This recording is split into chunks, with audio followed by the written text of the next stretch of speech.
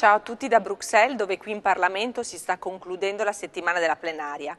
A causa dell'aumento dei contagi anche qui in Belgio, il Parlamento è semideserto, anche se continuiamo a lavorare garantendo il voto e la partecipazione alle attività parlamentari da remoto.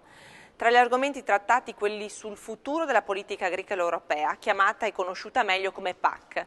Abbiamo ottenuto maggiori risorse per questo settore per promuovere il raggiungimento degli obiettivi climatico-ambientali che la politica europea del New Green Deal intende perseguire. Abbiamo voluto aiutare e supportare i nostri agricoltori nella fase di transizione verso una produzione agricola più verde e sostenibile. Il Parlamento ha approvato poi un'importante risoluzione sul futuro dell'istruzione europea nel contesto del Covid-19.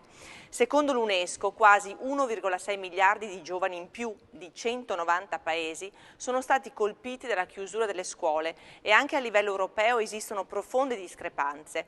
Il 32% di alunni europei per diversi mesi non ha avuto accesso all'istruzione e questo soprattutto a causa dell'assenza e dell'insufficienza di attrezzature e di competenze digitali.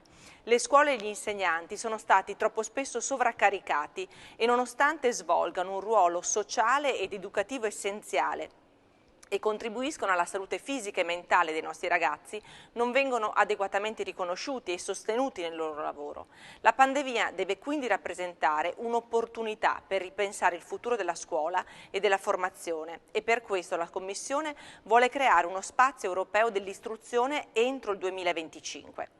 Infine sono molto soddisfatta del voto favorevole del Parlamento alla relazione alla quale ho lavorato come relatrice ombra sull'uguaglianza di genere nella politica estera europea. Il gender mainstreaming dovrà attraversare e condizionare tutte le politiche europee e la realizzazione dell'uguaglianza e dei diritti passa attraverso lo stanziamento di risorse adeguate. Il cambiamento climatico spesso spinge le donne a migrare, rischiando violenza, sfruttamento e tratta. Per questo non possiamo abbassare la guardia e dobbiamo garantire alle ragazze l'accesso a servizi sanitari sessuali e riproduttivi di qualità, anche imponendo ai paesi europei che non assicurano questo sanzioni pesantissime. Sullo Stato di diritto non siamo disposti a fare passi indietro. Da Bruxelles è tutto, un abbraccio e proteggetevi.